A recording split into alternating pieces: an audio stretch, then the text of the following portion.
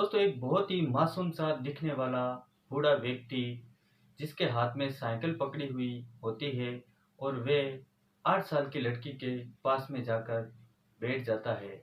और बैठने के बाद में वह लड़की से थोड़ी देर के लिए बातें करता है, बहलाता है, फुसलाता है, खाने की चीज़ें देता है और उसे कहता है कि तुम्हें अगर ऐसी और चीज़ें चाहिए तो तुम मेरे पीछे पीछे आ जाओ।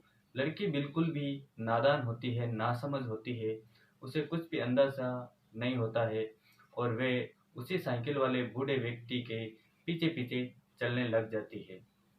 और उसके बाद में वो व्यक्ति उस लड़की को ले जाकर उसके साथ में ऐसी दरिंदगी करता है जिससे पूरे समाज में हाहाकार मच जाता है। तो आइए दोस्तों जानते हैं कि आखिर उस बूढ़े व्यक्ति ने 8 साल की लड़की के साथ में क्या किया और उस लड़की का उसने क्या किया। तो जानेंगे इस कहानी के माध्यम से, तो आप बने रहे मेरे कहानी के अंत तक। तो नमस्कार दोस्तों, मेरा नाम है प्रेम सिंह और आप देख रहे हैं क्राइम की हद।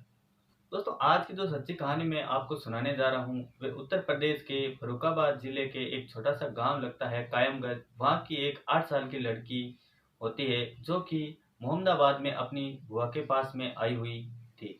लेकिन जब वो अपनी बुआ के पास में 27 जून को आती है तो उन्हीं के बुआ फूफा के घर के पास में ही एक आम का बगीचा होता है। तो लड़की का मन आम खाने का होता है तो वो लड़की उस बगीचे में आम खाने के लिए चली जाती है। लड़की वहां जाकर आम खाती है और वहां पर थोड़ी देर के लिए बैठ जाती है। तभी वहां पर एक 55 साल का बूढ़ा व्यक्ति जो कि अपने हाथ में साइकिल लिए हुए उस लड़की को काफी देर से देख रहा होता है। पहले तो वह दूर से उस लड़की को देखता है लेकिन फिर थोड़ी ही देर बाद में वह उस लड़की के पास में चला जाता है। और इसकी उम्र लगभग 55 साल बताई जाती है और इसका नाम मनु सुभाष होता है जो कि मोहम्मदाबाद थाना क्षेत्र के पखना गांव का रहने वाला होता है। और बताया जाता है कि ये 5 भाई थे जिनमें से 4 कंवारे थे और एक सबसे जो छोटा भाई होता है उसकी शादी हो चुकी थी और ये अपने भाइयों में तीसरे नंबर का व्यक्ति था। तो ये जैसे ही लड़की के पास में पहुंचता है और पहुंचने के बाद में उसके पास में बैठ जाता है और बैठने के बाद में उससे बातें करने लगता है और उससे पूछने लगता है कि तुम यहाँ पर क्या कर रही हो, तुम्हारे मम्मी पापा या तुम्हारे घर वाले कहाँ है। तो लड़की नादान होती है, 8 साल की होती है, उसे कुछ समझ में नहीं आता है कि सच बताना चाहिए या नहीं। वो सच्चे दिल की थी और उसने सारा सच बता दिया कि मैं मेरी बुआ के पास में आई हूँ और मेरे मम्मी पापा मेरे बुआ के घर ही है, मैं तो आम खाने के लिए बगीचे में आ गई। ऐसा सुनते ही वो बूढ़ा 55 साल का व्यक्ति अपने पास से कुछ चॉकलेट निकालता है और उस लड़की को दे देता है। लड़की उन चॉकलेट को खाती है। तभी वो 55 साल का व्यक्ति उसे कहता है कि अगर तुम्हें ऐसे ही खाने के लिए और कुछ चीजें चाहिए तो तुम मेरे पीछे पीछे चलो, मैं तुम्हें ढेर सारी चीजें दिलाऊंगा, खिलाऊंगा। तो लड़की बिल्कुल नादान होती है और उसे लालच दे देता है। तो लड़की भी उसके पीछे पीछे चलने लग जाती है क्योंकि बच्चे लड़कों को ऐसा ही कुछ खिलाने पिलाना वाला होना चाहिए, वो बस उनके पीछे पीछे चल देते हैं। अब वो 55 साल का व्यक्ति साइकिल लिए आगे आगे चलता है और उसके पीछे पीछे वो 8 साल की लड़की है, वो भी उसके पीछे ही चलती रहती है। और ये बात 27 जून की है और लड़की भी 27 जून को उसके बाद से गायब हो जाती है। जब उस लड़की के घर परिवार वाले उसकी खोजबीन करते हैं, जब लड़की घर नहीं पहुंचती है और शाम हो जाती है तो उसके परिजन वहां पर जाकर पुलिस थाना क्षेत्र में उसकी गुमशुदगी का रिपोर्ट दर्ज करवाते हैं। तो पुलिस भी अपने काम में लग जाती है और पुलिस को एक सीसीटीवी कैमरे में एक फोटोज मिलता है जिनमें एक 55 साल का व्यक्ति जो साइकिल लिए जा रहा है और उसके पीछे पीछे वो लड़की भी चल रही है और पुलिस को इतना सुराग काफी होता है। इधर 27 जून को 8-9 बजे के बाद ही पुलिस अपनी छानबीन में लग जाती है और उधर वो 55 साल का बूढ़ा व्यक्ति उस लड़की के साथ में दरिंदगी करने लग जाता है और उसे एक सुनसान वहां से 35 किलोमीटर दूर सुनसान जगह पर ले जाकर उसके साथ में दरिंदगी करता है। लड़की चीखती रहती है, चिल्लाती रहती है लेकिन उसे बचाने वाला वहां पर कोई नहीं होता है।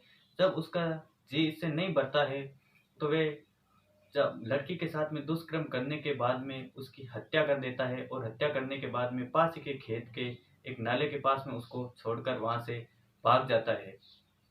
और अब जैसे ही 28 जून को ये खबर वहां के पुलिस वालों को पता चलती है। अब जैसे ही 28 जून आता है तो वहां पर मैनपुरी पुलिस स्टेशन पहुंचती है और वहाँ पर उस लड़की को देखते हैं तो उस लड़की की गुमशुदगी की रिपोर्ट मैनपुरी जिले तक भी पहुंची हुई थी। तो जैसे ही उनको ये लड़की मिलती है तो उसकी रिपोर्ट ये फर्रुखाबाद जिले में पुलिस स्टेशन को देते हैं। तो वहाँ पर तुरंत ही फर्रुखाबाद की पुलिस पहुंचती है और पहुंचने के बाद उस लड़की को उनके परिजन वालों से मिलाते हैं, पोस्टमार्टम करवाते हैं। जब उनको उसके परिवार वालों से मिलाते हैं तो उनको पता चल जाता है कि ये उन्हीं की 8 साल की लड़की है। और उसके बाद में पोस्टमार्टम करवाने के बाद में वो उसकी शव को उसके परिजनों को सौंप देते हैं और पुलिस अपने काम में लगी हुई रहती है। पुलिस ने अब उस आरोपी की तस्वीरें निकलवाई और पोस्टर लगवा दिए जगह जगह और उस पर 25 से 30 हजार रुपये का इनाम भी लगा रखा था। जो भी इसको पकड़वाएगा उसे 30,000 का इनाम दिया जाएगा। जब इससे बात नहीं बनती है तो सरकार ने इसका इनाम बढ़ाकर 50,000 रुपये तक भी कर देती है। लेकिन जैसे ही पुलिस को लगभग काफ़ी दिन हो गए और वो आरोपी मिल नहीं रहा होता है तो कुछ लगभग 18 जुलाई को पुलिस को एक खबर मिलती है कि ये एक कोई खाटू श्याम जी का मंदिर है और उसके पीछे एक जंगल है, वहाँ पर छिपा हुआ है। तो वहाँ की पुलिस 19 लोगों को लेकर अपनी टीम बनाकर वहाँ पहुँचती है और उसे अपने हिरासत में लेने की कोशिश करती है। लेकिन इस व्यक्ति के पास में एक पिस्टल होती है। जब वहाँ पर पुलिस वाले पहुँचते हैं और इसको घेर लेते हैं तो ये पुलिस वालों पर फायरिंग कर देता है, जिससे पुलिस वालों को काफ़ी चोट भी लग जाती। लेकिन जब ये फायरिंग करता है तो पुलिस वाले भी इस पर उल्टा फायरिंग कर देते हैं और सीधे ही इसके सीने पर गोलियां लगती है और गोलियां लगने के तुरंत ही बाद इसकी मौत हो जाती है। जब इसको हॉस्पिटल ले जाया जाता है और उसे एडमिट कराया जाता है तो वहाँ की जो कर्मचारी होते हैं उसे मृत साबित कर देते हैं कि ये तो पहले से मर चुका है।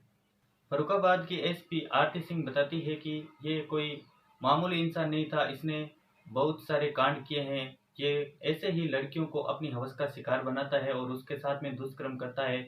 इसके ऊपर पहले से ही कई हत्याएं के आरोप भी है और इसको पकड़ने के लिए सरकार ने इनाम भी लगाया था, लेकिन ये बार बार बच के निकल जाता था।